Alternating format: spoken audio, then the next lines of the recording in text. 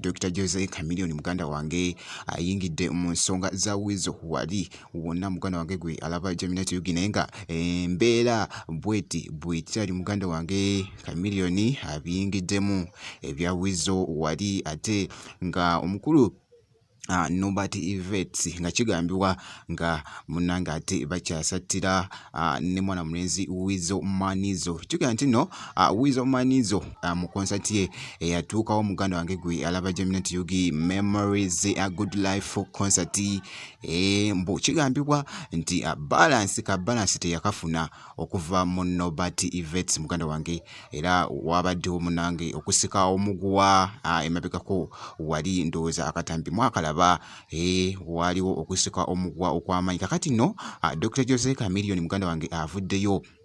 wali nabako byateekayo kyuka nti no Dr. Jose Chameleone yakola akatambi ku TikTok n'agamba nti Nobert otwala otya omuyimbi wange nga tonneebuuzizaako muganda wange gwe omuyingiza otya mu nsonga ezo nga tonneebuuzizaako nagoyinga wali crazy muganda wange katono nnyo naye nga kakati ono avuddemu omwasi muganda wange ngenda kubeera nga naawe ate nkunozaako owulire nga embeera bweri naye nga embeera bweti bwekyatambudde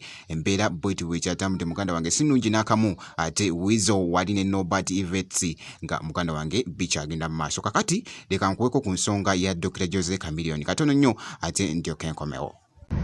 video emumanyi mwenna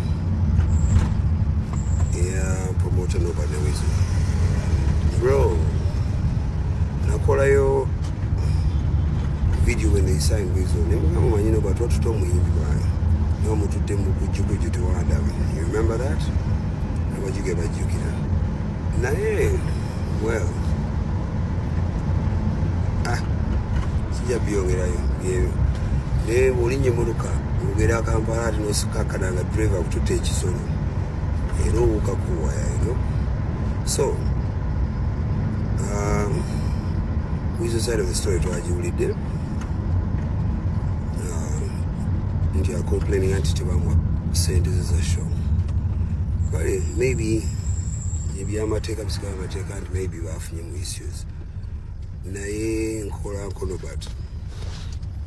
kati ekyaleese ekyo nsuubira kiva mu kuba nti obanjibwa okay angadi wabanja soke tuve kukyasiraako kati soke tudde kukya ebbanja kwana ulidemu ne voice note ya Wizo nga